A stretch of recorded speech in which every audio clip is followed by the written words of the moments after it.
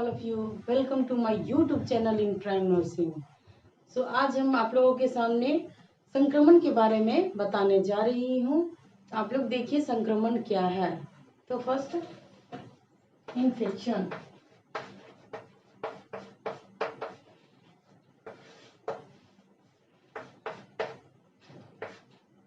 Infection इसका हिंदी होता है संक्रमण. तो आज हम लोग जानेंगे संक्रमण क्या होता है. तो माइक्रो ऑर्गेनिज्म है जो हमारे शरीर में एंट्री करके और उसी का मल्टीप्लिकेशन होता है, वही टॉक्सिन उत्पन्न करता है और उससे बीमारी फिर उत्पन्न हो जाती है. ये है हमारा संक्रमण. तो इसको हम लोग कह सकते हैं infection is इन्वेशन and multiplication of the micro organism like bacteria, virus, protozoa, fungal that are not present in normally in the human body. Other word इस infection को हम define कर सकते हैं. Now in other word infection को हम define कर सकते हैं the entry and the developing of the microorganism like the protozoa, virus, fungi and multiplication of the disease producing agent in the human body or the animal is called infection. यानी कि संक्रमण क्या है? ये हमारे शरीर में माइक्रो ऑर्गेनिज्म का एंट्री होना और उसका मल्टीप्लिकेशन होना. मल्टीप्लिकेशन मीन्स उसकी संख्या में बढ़ोतरी होना. 1 से 2, 2 से 4, 4 से 6, इस तरह से उसकी बढ़ोतरी होना, या फिर उसको अदर वर्ड में हम लोग कह सकते हैं उसका डेवलपमेंट होना हमारे शरीर में, ह्यूमन बॉडी में या फिर एनिमल्स में, जानवरों में, उसी को हम कहते हैं इन्फेक्शन. अब हम लोग इन्फेक्शन के चरणों के बारे में पढ़ेंगे. तो फर्स्ट हम लोग देखते हैं क्या इन्फेक्शन का चरण. संक्रमण के चरण.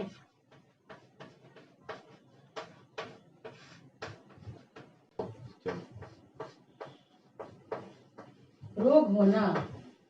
तो संक्रमण के चरण के बारे में हम लोग आज जानकारी करेंगे कि कैसे कैसे वो ह्यूमन बॉडी में या फिर एनिमल के बॉडी में कैसे वो डेवलप होता है. तो फर्स्ट है उसका रोग जनक का शरीर में प्रवेश होना. रोग जनक यानी कि बैक्टीरिया हुआ, वायरस हुआ, फंगी हुआ, एल्गी हो गया, जिसको हम हिंदी में कहते हैं जीवाणु, विषाणु, कवक, है ना. इन सभी का शरीर में फर्स्ट क्या होता है, वो एंट्री जाता है थ्रू द नॉर्मल फ्लोरा, जो ह्यूमन फ्लोरा है, माउथ के द्वारा, नोज के द्वारा, है ना, स्किन के द्वारा. इन सभी के माध्यम से बैक्टीरिया है, वायरस है, जो कि शरीर में प्रवेश करता है.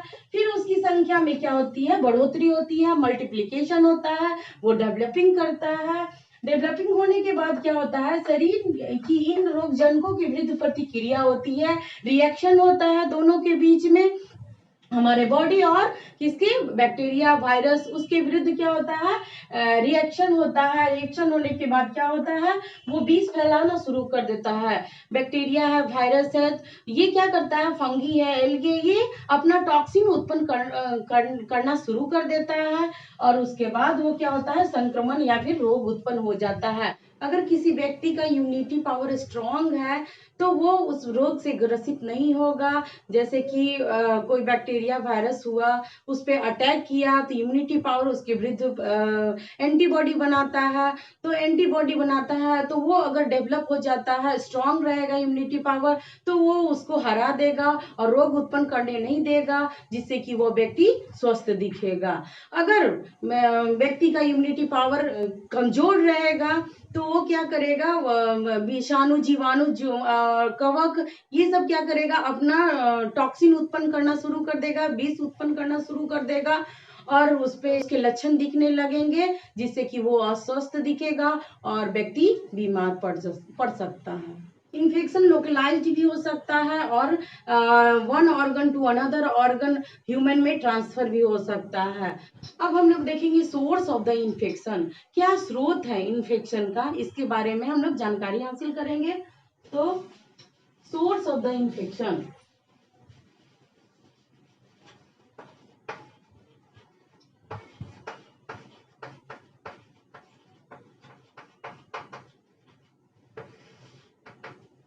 Source of the infection. तो क्या क्या सोर्स होता है इन्फेक्शन का? तो फर्स्ट है ह्यूमन बॉडी का नॉर्मल फ्लोरा। नॉर्मल फ्लोरा में क्या आते हैं? हमारे नोज आते हैं, माउथ आते हैं, ईयर्स आते हैं, स्किन आते हैं, है ना। इन सबों के माध्यम से इन्फेक्शन कैरी हो सकता है, अंदर शरीर के अंदर वो प्रवेश कर सकता है। सेकेंड है इन्फेक्टेड पर्सन से प्राप्त किया हुआ सामग्री, जैसे कि टॉवेल हुआ, या फिर उसका जो सामान है वो शेयर करने वाला टॉवेल हुआ, बाथरूम हुआ, नहीं, ये सब इन सबों के कारण भी एक से दूसरे में वो वायरस, बैक्टीरिया, प्रोटोजोआ एक से दूसरे में प्रवेश कर सकते हैं। तीसरा है इन्वायरमेंटल, जो इन्वायरमेंट में है दूषित कारकों से उत्पत्तित सामान का उपयोग करना। जैसे कि इन्वायरमेंट में है बहुत सारा ओपन डेफिकेशन करते हैं, मल मूत्र त्याग करते हैं, जिसके कारण सब्जी पे चला आता है, और वही सब्जी को हम फिर से हम घर में यूज करते हैं, जिसके कारण बहुत सारा अच्छे से अगर हम वॉश नहीं करते हैं सब्जी को, तो हमारे घर में भी वो एंट्री कर जाता है, हमारे शरीर में भी प्रवेश कर जाता है और रोग उत्पन्न करना शुरू कर देता है। तो ये सब सोर्स है रोग उत्पन्न करने का, संक्रमण उत्पन्न करने का ये सोर्स है।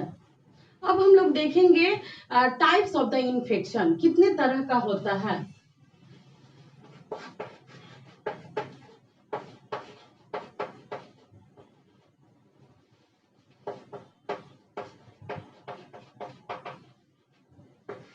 टाइप्स ऑफ द इन्फेक्शन, जैसा कि हम पहले बता चुके हैं, डिजीज हम पढ़ाए थे, उसमें हम लोग जान चुके हैं कि डिजीज बहुत आधार से उसको क्लासिफाई किया गया है, बांटा गया है। उसी तरह से इन्फेक्शन को भी बहुत तरीके से बांटा गया है। फर्स्ट है on the basis of the duration, on the basis of the source, on the basis of the causative agent. ये सब बहुत सारा कारक है जिसके आधार पे इन्फेक्शन को क्लासिफाई किया गया है। तो फर्स्ट है कॉजेटिव एजेंट के आधार पर, फर्स्ट है कारकों के आधार पर।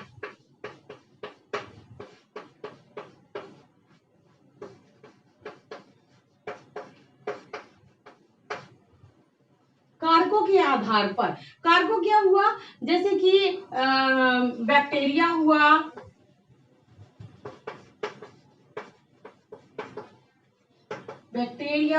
वायरस हुआ, प्रोटोजोआ हुआ,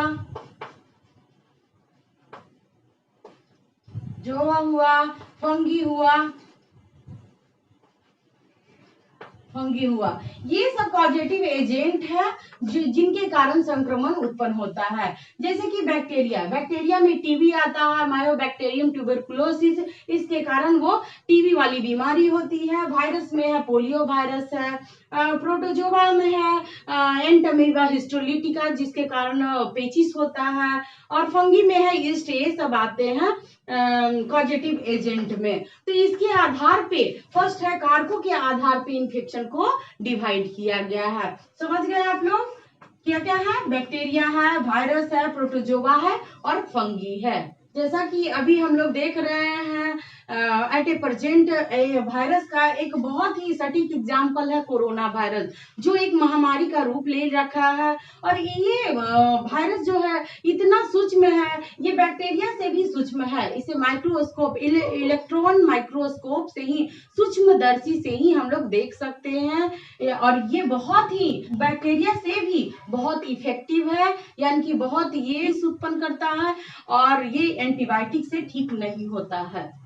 दूसरा है on the basis of the duration, दूसरा है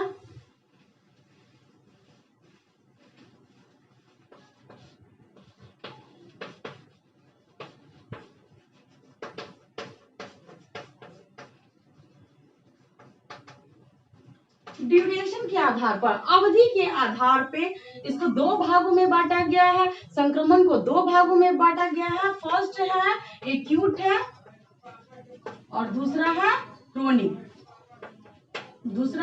क्रोनिक है।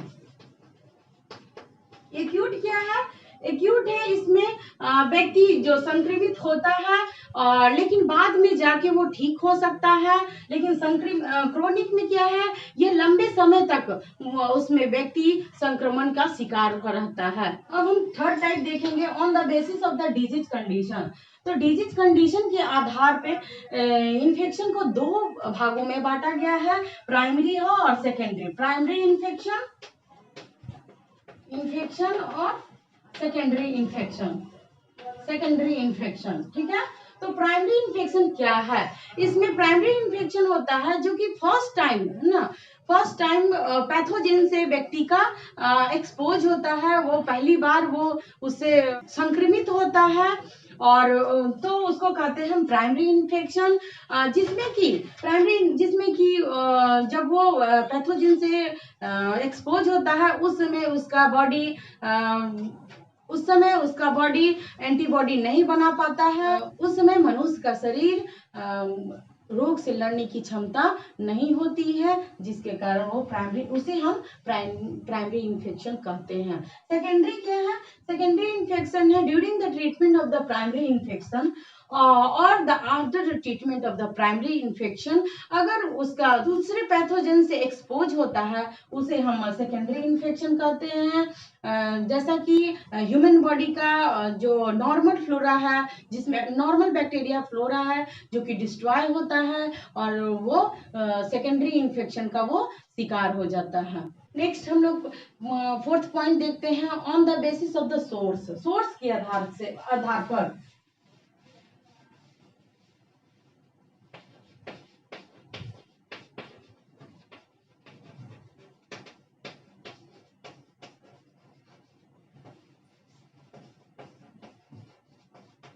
सोर्स के आधार पे इन्फेक्शन को 5 भागों में बांटा गया है। एयरबॉर्न है, वाटरबॉर्न है, क्रॉस इन्फेक्शन है, नोसोक्रोमियल इन्फेक्शन है और ड्रॉपलेट इन्फेक्शन है। तो फर्स्ट हम लोग देखेंगे एयरबॉर्न क्या है, वायु जनित, यानी कि वायु से रिलेटेड, जैसा कि नाम से ही पता चल रहा है एयरबॉर्न है, जो कि एक व्यक्ति से दूसरे में through the sneezing, coughing, talking, इन सबों के थ्रू माइक्रो ऑर्गेनिज्म जो होता है जो कि स्प्रेड करता है, तो उसे ही हम कहते हैं एयरबॉर्न इन्फेक्शन। दूसरा है वाटरबॉर्न, जैसे कि टाइफाइड, ये अगर दूषित पानी पीते हैं, गंदा पानी पीते हैं, जिसके कारण बहुत सारी बीमारियां होती हैं, उसमें एग्जाम्पल आता है, हम लोग टाइफाइड देख सकते हैं। थर्ड है क्रॉस इन्फेक्शन। तो हम देखते हैं क्रॉस इन्फेक्शन क्या है। तो क्रॉस इन्फेक्शन है, इसमें अगर पेशेंट है जो कि इन्फेक्टेड पेशेंट है, जिसके द्वारा अगर हॉस्पिटल में एडमिट है, तो मेडिकल टूल्स के थ्रू भी एक से दूसरे में जा सकता है, जैसे कि कैथेटर क्या करता है, कैथेटर अगर लगाते हैं हम लोग, इन्फेक्टेड कैथेटर लगाते हैं, तो क्या होगा, यूटीआई इन्फेक्शन होने का चांस है। तो ये क्रॉस इन्फेक्शन का एग्जाम्पल है। नेक्स्ट हम लोग देखते हैं नोसोक्रोमियल इन्फेक्शन। तो नोसोक्रोमियल इन्फेक्शन क्या है, इसे हम हॉस्पिटल एक्वायर्ड इन्फेक्शन भी कहते हैं। नोसोक्रोमियल इन्फेक्शन को हॉस्पिटल एक्वायर्ड इन्फेक्शन भी कहते हैं। ये मेनली रूप से ये पेशेंट से होता है, इक्विपमेंट से होता है, इंटरवेंशनल प्रोसीजर से होता है, हेल्थ वर्कर से होता है, एक आदमी से दूसरे आदमी में क्या होता है, वो ट्रांसफर होता है, जिसमें कि पेशेंट एडमिट रहता है, पहले से ही कोई बीमारी से वो ग्रसित है और फिर उसको दूसरा बीमारी हो गया हॉस्पिटल में रहते भर में, उसे कहते हैं हम नोसोक्रोमियल इन्फेक्शन या फिर हॉस्पिटल एक्वायर्ड इन्फेक्शन। नेक्स्ट हम लोग देखते हैं ड्रॉपलेट इन्फेक्शन। तो ड्रॉपलेट इन्फेक्शन है, यह एक व्यक्ति से दूसरे व्यक्ति में sneezing, coughing through the throat secretion के द्वारा एक से दूसरे में वो फैल सकता है, यही है ड्रॉपलेट इन्फेक्शन। अब हम लोग देखेंगे इसका एग्जाम्पल, एयरबॉर्न में क्या क्या आता है। एयरबॉर्न में टीबी आता है, कॉमन कोल्ड आता है, इन्फ्लुएंजा आता है, वूपिंग कफ आता है, फिर नेक्स्ट है वाटर बॉर्न। वाटर बॉर्न में क्या आता है, टाइफाइड आता है, कॉलरा आता है, डायरिया आता है। क्रॉस इन्फेक्शन में आता है जो कि मेडिकल टूल्स और इक्विपमेंट के द्वारा होता है, तो यूटीआई हो सकता है। नोसोक्रोमियल में क्या आता है, जो कि एमडीआर टीवी आता है, फिर कैंडिडा एल्बिकेंस आता है, ये सब नोसोक्रोमियल में आता है। और ड्रॉपलेट इन्फेक्शन में आता है, जो एक पर्सन से दूसरे पर्सन में होता है थ्रू द स्नीजिंग और कफिंग में। कॉमन फ्लू आ सकता है, कोल्ड एंड कफ आ सकता है। अब हम लोग देखते हैं on the basis of the symptom. Symptom यानी कि लक्षण के आधार पे इन्फेक्शन को 3 भागों में बांटा गया है। पछवा है on the basis of symptom.